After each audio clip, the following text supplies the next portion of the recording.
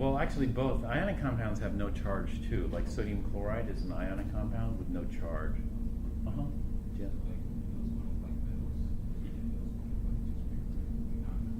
Yeah, that's it. Ionic compounds are a metal and a non-metal. That's it. And molecular compounds are all non-metals. That's the rule. There are exceptions to the rule. This is one of the exceptions to the rule. This is a compound of all non-metals, but it's not molecular. This is an ionic compound. How do we know it's an ionic compound? Because we can recognize that's the ammonium ion, that's a nitrate ion, ammonium nitrate. Okay, and so this is an ionic compound made up of all non-metals, but common ions that we should be able to recognize. Now, when we have an ionic compound, the structure is a little different. It doesn't form molecules, individual discrete molecules. So if we take a look at the lattice, for the ammonium nitrate lattice, we see something like this.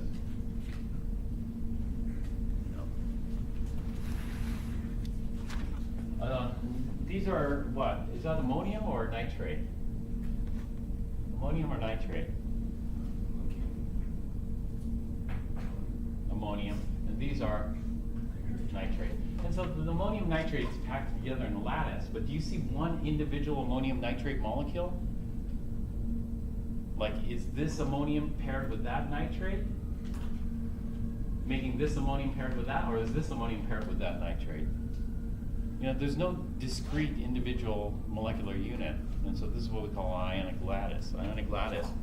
Well, we don't, and so what we say is this: if I don't call this a molecule, what should I call it? One ammonium ion and one nitrate ion weighs this much. What should I call that if I don't call it a molecule?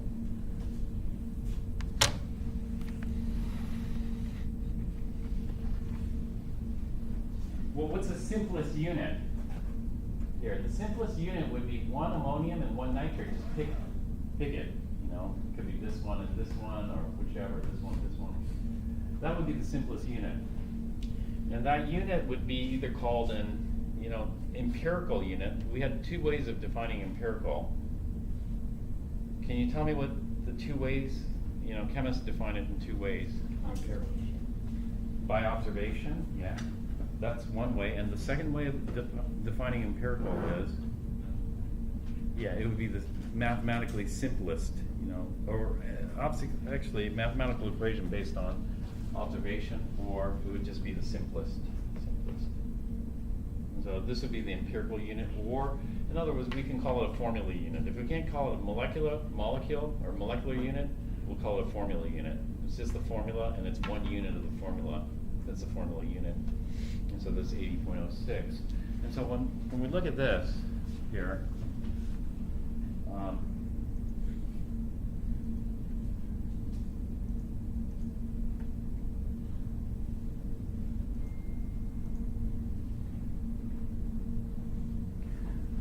when we look at this would be a formula unit of ammonium nitrate. A formula unit of ammonium nitrate, one ammonium, one nitrate. We could also have a formula unit of water. What's a formula unit of water? 2 hydrogens and 1 oxygen. But that formula unit's a little bit different because that forms discrete molecules. And so for the previous example, this is what we call the formula mass. 1802 in the previous example would be called the molecular mass, because that's the mass of the single molecule of water. The mass of the single molecule of water was 18.02. Oh, now formula unit or formula mass can be used for both molecules and ionic lattices. And so formula mass is the general go-to term. Molecular mass is more specific. It can only be used for molecules, which this isn't, so it wouldn't make sense to call this molecular. So we got 2 nitrogens, same, they rounded it to 2 decimals. Here they didn't though. Here they did 1.008. I understand why they did it, because it could be 4 sig figs here, but we're only allowed 2 decimal places. So this is going to require an extra step, which slows you down. Plus the calculations more involved. 3 oxygens. Now here they didn't even pay attention to the sig fig rules. They should be 48.00. We should have 4 sig figs there. And so what did they get? They got 80.052, which they rounded to 80.05.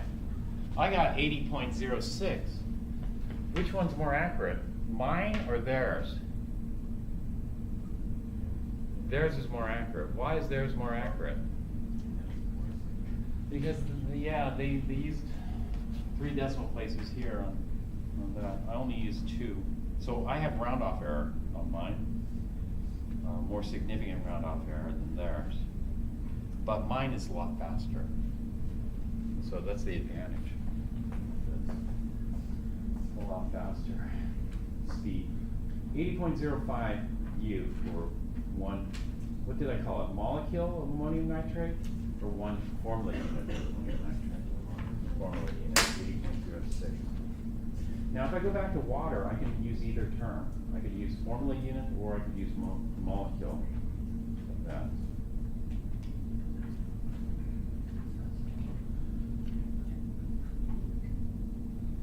Okay, so let's back up a little bit here. We'll do some easier ones. Okay, would this be a molecule? What is this here? NaNO3.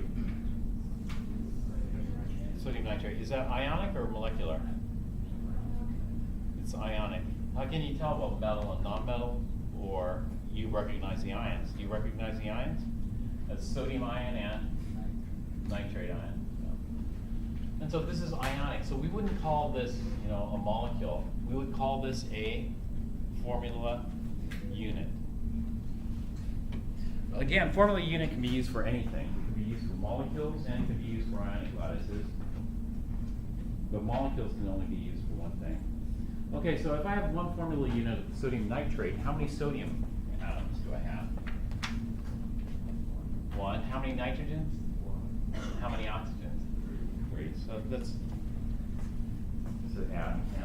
Obviously, if you're given the atom ratio, then it should be pretty easy. 1:1:3. So that's a pretty quick problem. How many atoms of each element are in a formula unit of ammonium carbonate? So let's go with ammonium carbonate. Ammonium we saw over there, NH4+. This is one of those ones you just have to memorize any way you can. NH4+. This one's always confused with ammonia. Do you know what ammonia is? It's not the same as ammonium. Ammonia is NH3. Right. Carbonate. Okay, do you guys have carbonate like down? That is CO3 2-. That's good. That's the way you want it. It should be automatic. If not, it's pretty quick to get because carbonate is in the 3 oxygen or 4 oxygen? 3 oxygen. Carbonate's 3 oxygen. What's the charge? The charge is, well, borate is 3-, therefore carbonate is 4-. No. It's 3-, 2-, 1-. So carbonate's 2-. So 3 oxygens with a 2- charge. So how many of each do we need? How many ammoniums? 2 ammoniums and 1 carbonate. So ammonium carbonate looks like this. Okay, sometimes people get mixed up counting atoms because of the parentheses here, but how many nitrogens? How many nitrogen atoms do we have? It looks like 1, except, we have 2 ammoniums, so each ammonium has 1 nitrogen, so we got 2 ammoniums, that's going to give us a total of 2 nitrogens. 2 nitrogens. How many hydrogens? Actually 8. 4 times, you've got to double it, so we've got 8 hydrogens altogether. How many carbons? 1 carbon, and how many oxygens? 3 oxygens. And so this is what I say by speed, because sometimes we got to add up a lot. So this is going to be 2 times 1401. 2 times 1401 is a calculation you can do in your head. That's 2802. This one you could do in your head too. This is 8 times 101. 8 times 101 is 808. And then carbon's 1201. And so 1 times 1201 is just 1201. And then 3 oxygens, 3 times 16 is 48. It's 48.00. So, you know, you don't have to write all this stuff down. You just go straight to these and then come and just total this in your head. It's a lot faster. Especially if you're only working with 2 decimal places, then you don't have to worry about rounding stuff. No, that's going to give you the mass of Q. In this case, there are more than 2 atoms. So, you know, the percent nitrogen, actually by mass, which one is going to be the highest percentage by mass? Looks like oxygen is going to have the highest percentage by mass. 48 out of the total will be oxygen. As far as atoms go, which atom is going to be hydrogen? But hydrogens are very light. And so actually, by percent by mass, hydrogen is the lowest. But percent by atom, hydrogen is the highest. Here.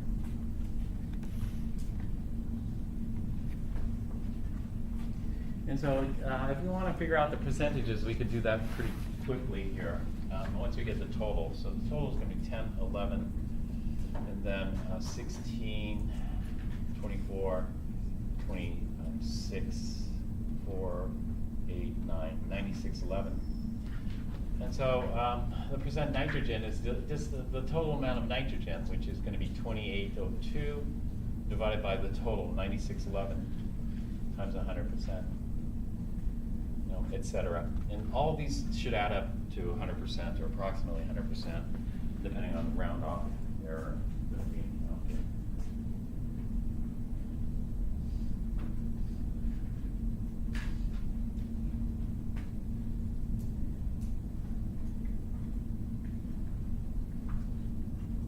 They have a different way, you know. I don't care which way you use.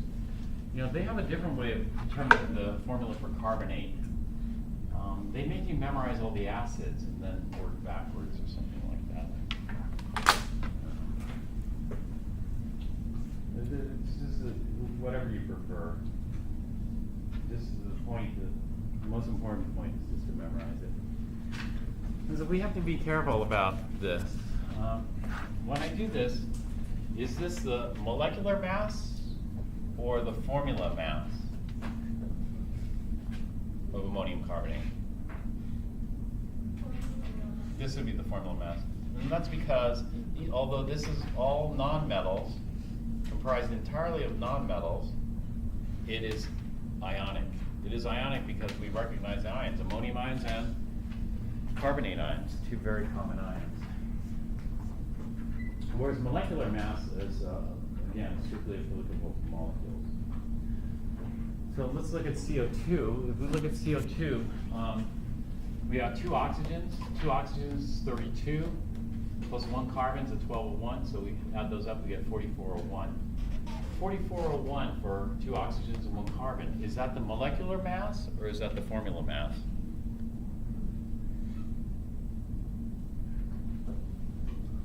Well, let me ask you, is this a molecular mass, 4401? Molecular mass.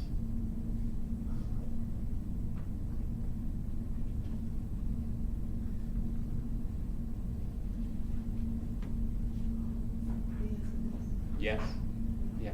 In other words, what do I mean by molecular mass? 1 molecule of CO2 weighs 4401. The average CO2 molecule weighs 4401 U. The average CO2. Now, is this a formula mass? Yes, it turns out formula mass you could use for anything. You could use it for molecules, you could use it for ionic compounds, you could use it for anything. So this is also formula mass. But we can be a little bit more specific and call that molecular mass, whereas over here this is only a formula mass.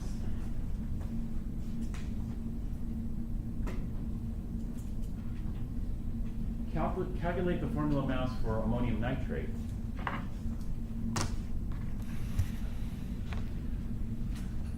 So ammonium nitrate, is that a molecular or ionic compound?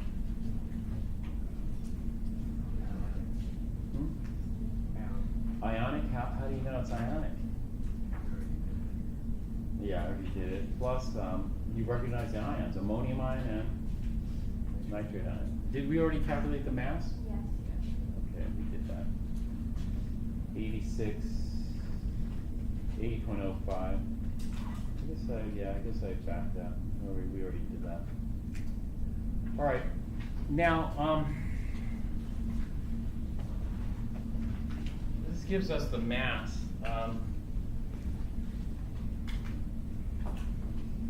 And so there's this thing. When people think of water, what do they think? When you think of water, you think 80.9% hydrogen. And does that ever think? No. Or when you think of water, does this ratio come up? Maybe H89O11. Let's just say that for every 100 gram or 100 U of water, I got 89 U of H. No, we don't. When we think of water, we think of 2 hydrogen atoms and 1 oxygen, H2O. That's what we think of.